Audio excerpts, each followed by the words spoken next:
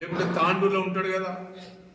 ఒకవేళ ఆయనకు నిజంగా ప్రజాబలం ఉన్నది, ప్రజల నాయకుడు అనుకున్నవాడైతే ఆడ గాజీపురంలో ఒక వార్డు మెంబర్ కన్నా గెలవాలి.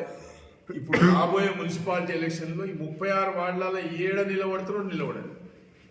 కౌన్సిలర్కి గెలుమని చెప్పండి, నేను రాజకీయ సన్యాసం తీసుకుంటాను.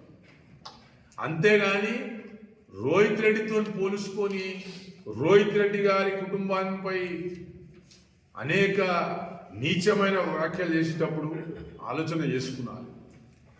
మినిమం కామన్ సెన్స్ ఉండాలి. సుష్మందిర్లో చదివిండు, పెద్దలు చిన్నలు దాని గౌరవం ఉండాలి. ఎవడో లోఫర్ గాడు మాట్లాడినట్టు మాట్లాడితే కుదరది.